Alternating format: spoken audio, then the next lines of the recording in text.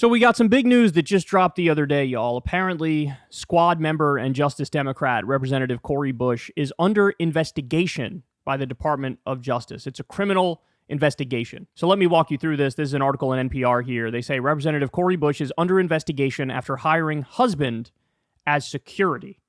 Representative Cori Bush confirmed Tuesday that the Department of Justice is investigating her campaign spending on security services. Quote, "Since before I was sworn into office, I have endured relentless threats to my physical safety and life," Bush said in remarks on the steps of the U.S. Capitol.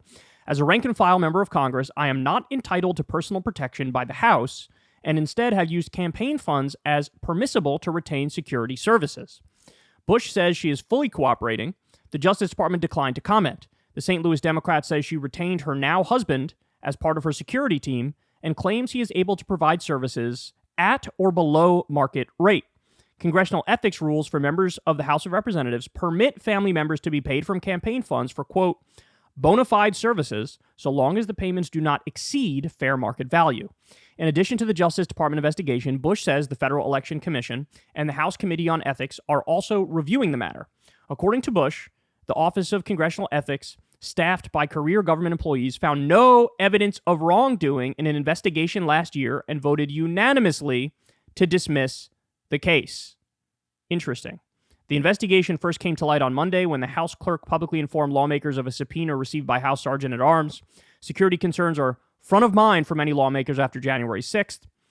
The Capitol Police investigated more than 8,000 threats against lawmakers, up from roughly 5,200 in 2018. Then, of course, they go on to bring up Paul Pelosi and how he was attacked. So, look, that's the gist of what's going on here. She's under criminal investigation for using funds for personal security. And the only sketchy part of it is that her husband was hired to do the security. Now, to be fair, he was involved in security beforehand anyway. So in a sense, you could argue it's reasonable that if her husband specializes in this, why not hire her husband? Now, to me, the big thing is going to be, is it true that he was hired at or below fair market value? Because if that's true, then I agree with the House Ethics Committee that looked into this and said, there's no wrongdoing here. We can't go after her. Because look, as much as politicians across the aisle get violent threats, for sure, the largest number of threats and potentially the worst kind of threats are being directed at the so-called far left, at the Justice Democrats, at the people who are loud and proud about being on the left, about being left-wing, right? So that's the big thing to me. If they do an investigation and they find out, actually, you're paying him like twice what he should be paid, like you're doubling his pay or something. In that case, it's like, you just can't do that. You can't do that because you're just effectively stealing at that point, right? But again, if it's at or below market rate, I agree with the previous conclusion that nothing here is wrong. And by the way, we will find out. In the course of this investigation, we will find out just how much he got paid and if it's acceptable, etc. And as long as they follow the rules, I see no issue here. But let's get to the more important point, which is, why now? Why is this happening now? Why is this coming out today? Guys, the answer is very simple. And this might sound conspiratorial, but it is. I am incredibly convinced that this is the reality. They are going after all of the pro-Palestine Democrats. By the way, Daily Beast just did a hit job the other day on Jamal Bowman because he wrote a poem when he was a high school principal that sort of made vague allusions to 9/11 conspiracy theories. They wrote a whole hit piece about that. So it's not a surprise. We're going to talk about this in a little bit. We have a scandal now involving Ilhan Omar, where the right is ruthlessly going after her. Wow, what a shock. We have Jamal Bowman, Cori Bush, Ilhan Omar. They're going to add Rashida Tlaib any minute now. They're going to go after every single Democrat who is not sycophantically pro-Israel. They're gunning for them. They're gunning for them. It is not a coincidence that all of these people who are good on the issue of Gaza are being gunned for now. It is not a coincidence. And it's not, honestly, it's not even conspiratorial. We talk about this all the time when we bring up the Saudi lobby and their massive power and how they get what they want because they spend big money in U.S. politics. Everybody goes, yeah, of course.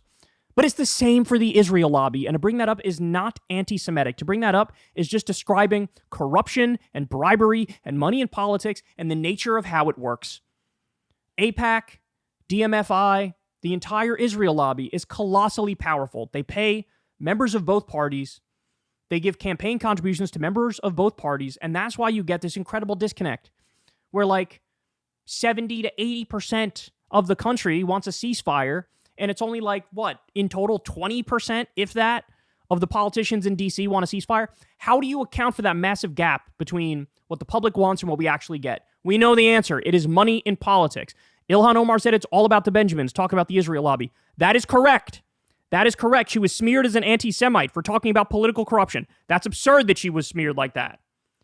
So it's not a surprise that right now is when they're going after Cori Bush. Now, my guess is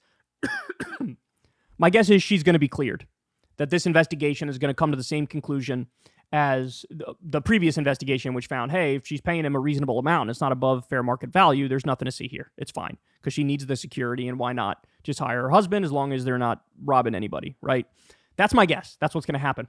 But just the fact that you get these headlines, right? Just the fact that now you're raising questions about, oh, is she ethical? Is she not ethical? This is an attempt to also soften her up for a primary challenge where they're trying to get the primary challenger to win. Jamal Bowman, shock. The other day we learned he's getting a primary challenge, which is funded by AIPAC. They're going to go one by one after all of the pro-Palestine Democrats. Hear me now, quote me later. The evidence is already there. They will just slowly but surely add more Democrats who are pro-Palestine into their scope sites. It's happening. It's happening. So don't fall for the head fakes. Understand the genesis of all of this, right? You're allowed to look at the reality and evaluate the evidence and come to your own conclusion. Of course, as I said, if she was like basically stealing to pay her husband more, that's a problem, regardless of the genesis of the investigation. But just know why we're in this place in the first place. That it is mucked up.